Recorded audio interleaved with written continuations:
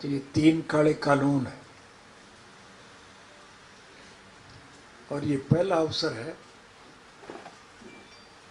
इन काले कानूनों के विरोध में इस कृषि प्रधान देश के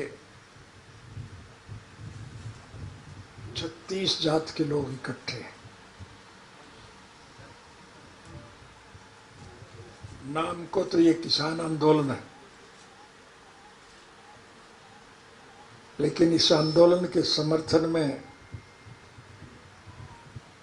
हिंदू, सिख, मुसलमान, ईसाई, हरिजन, बैकवर्ड, व्यापारी, कर्मचारी, कारखानेदार, मजदूर, किसान और कमेरा, राज्य सत्ता के अलावा समूचे देश के लोग इकट्ठे हैं कि नहीं? सभी इकट्ठे हैं ना?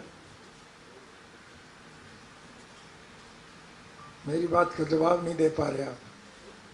पहले आप कर लो बात, क्योंकि क्वेश्चन आंसर तो बात नहीं करेंगे।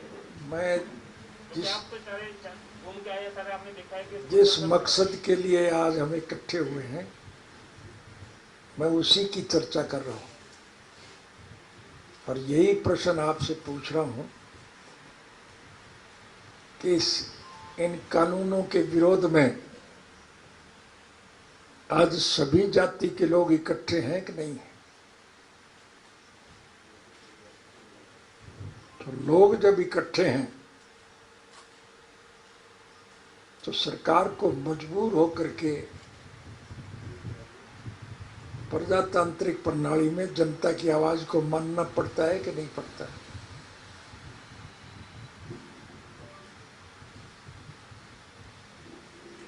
लेकिन चूंकि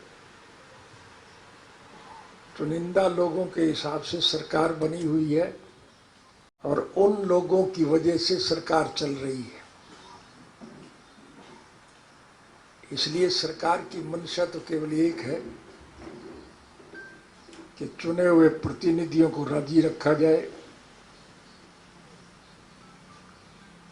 और हुकूमत की आड़ लेकर के देश की जनता को लूटने का काम किया जाए। ये मेरे कहने की आवश्यकता नहीं, ये सरकार जितने भी कानून बना पाई है योजनाबद्ध तरीके से, उसका लाभ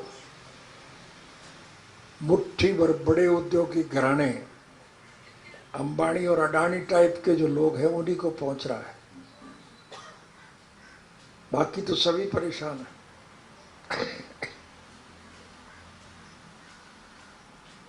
देश तो हमारा ये कृषि प्रधान देश है और इस देश की सारी अर्थव्यवस्था केवल खेती पर टिकी है। किसान खुशहाल है तो देश मालामाल, और अगर किसान की हालत दयनीय है तो देश का बुरा हाल। आज प्रभु की कृपा से फसल तो बहुत अच्छी है, लेकिन किसान का उत्पादन कोई खरीद नहीं रहा है। सरकार की तरफ से उत्पादनों के जो मूल्य निर्धारित किए जा रहे हैं उस मूल्य पर सरकार नहीं खरीद रही है, और अगर किसी का कोई थोड़ा बहुत खरीद लिया जाए तो उसकी पेमेंट नहीं हो रही है। मंडियां अनाज से भरी पड़ी है, लोग अपना उत्पादन मंडियों से वापस घरों को लेके जा रहे हैं और जरूरियात जिंदगी की चीजों के दाम निरंतर बढ़ते जा रहे हैं।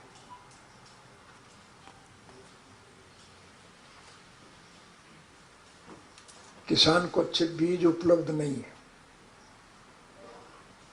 खाद के दाम बढ़ रहे हैं, डीजल के दाम बढ़ रहे हैं,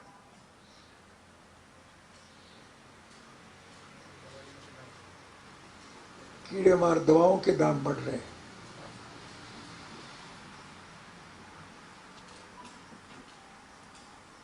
हर चीज महंगी होती जा रही है।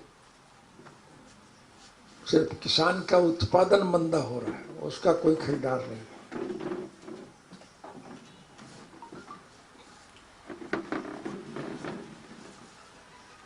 इतना बड़ा आंदोलन होने के बावजूद भी सरकार के कानों पर अब तक जूं तक नहीं रेंग पाई है।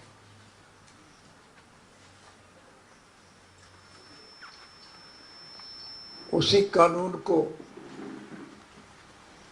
जनहित में बता करके उल्टे सीधे बयान दिए जा रहे हैं।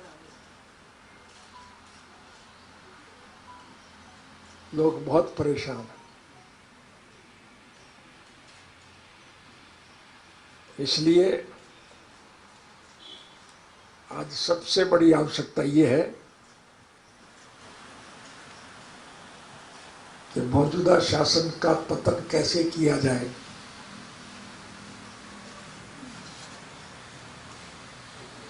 इसके लिए हमारा प्रयास ये होगा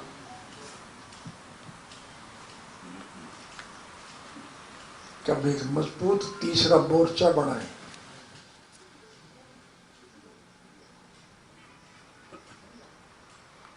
और उस मोर्चे के माध्यम से सरकार को मजबूर कर दें कि सत्ता में बने हुए लोग इनको छोड़ के चले जाएं। सरकार जब अल्पमत में होगी तो फिर मिड टर्म पोल होंगे कि नहीं होंगे, और मध्यावधि चुनाव जब होंगे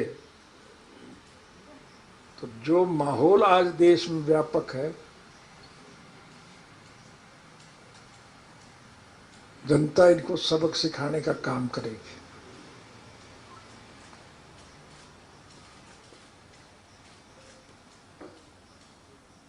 इसलिए हमारी पार्टी का कोई राजनीतिक स्वार्थ नहीं है। हम तो स्वर्गीय चौधरी देवीलाल जी के स्वप्न साकार करने के पक्षधर हैं। स्वर्गीय चौधरी देवीलाल जी की एक सूत्री कार्यक्रम था कि इस देश के आम नागरिक की मूलभूत जरूरियात, रोजी रोटी, कपड़ा, मकान, शिक्षा और स्वास्थ्य का प्रबंध सरकार करे।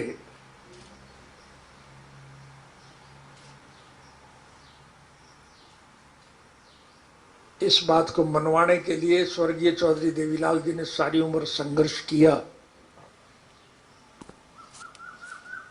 ये इंडियन नेशनल लोकदल रूपी पौधा उनकी देन है और हम उनके नक्शे कदम पर चलते हुए उनके स्वप्न को साकार करने के पक्षधर हैं।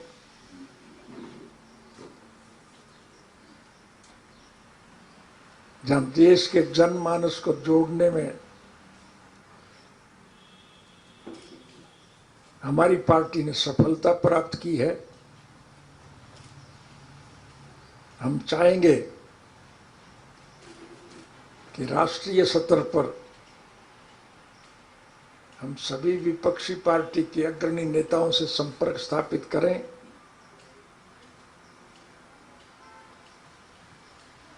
और एक मजबूत तीसरे मोर्चे का गठन करें।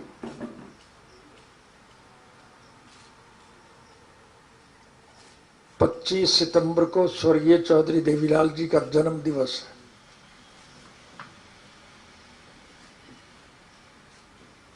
मैं उस जन्म दिवस से पहले हर प्रदेश में जाऊंगा, हर राजनीतिक पार्टी के लोगों से संपर्क स्थापित करूंगा और मेरा प्रयास यही होगा